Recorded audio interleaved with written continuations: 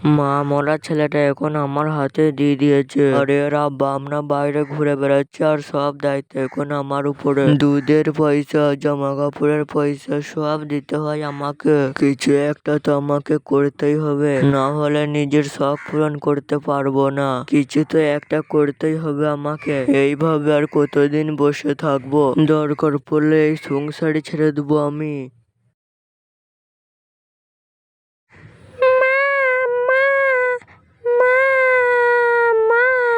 দেখো দেখো দেখে ঘরের বাইরে শুধু চলে আসতেছে। এখনই যদি কুকুর বা শিয়াল চলে এসে খেয়ে নিত তখন তো দোষটা আমার হতো। না না, এইভাবে থাকলে হবে না, কিছু একটা করতেই হবে দেখছি।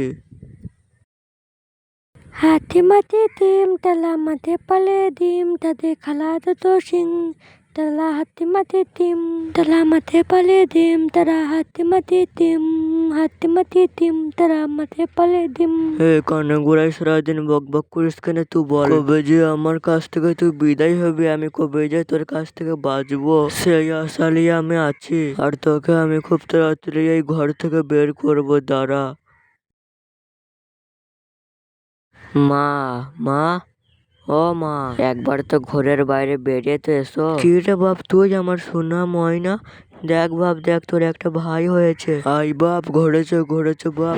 আমি নাকি তোমার ঘরে যাব? মাথা খারাপ? ছোটতে তুমি যাকে কোলে লাও না একবারও আদর করে, একবারও সোনা বাবু বলে ডাকো নাই, আর আজ থেকে বাবু সোনা বলছো? নিজেকে খুব মহান ভাবো না? তুমি তো আমাকে বাড়ি থেকে বের করে দিয়েছিলে, আজ দেখো সেই ছেলেটা কত বড় লোক। আজকে আমার কাছে কি নাই? গাড়ি আছে, বাড়ি আছে, একটা বড় অফিস আছে। তোমাকে শুধু আমি এটুকু বলতে এলাম, দেখো আমি কতটা চেঞ্জ আর পরিবর্তন হয়েছি। সত্যি মানুষের টাকা না থাকলে সবাই কি মনে করে? মনে হবে যার টাকা আছে তার সব কিছুই আছে, আর যার টাকা নাই তার কিছুই নাই। হায় রে, এই কেমন পৃথিবী যে সবাই স্বার্থ ছাড়া কেউ থাকে না।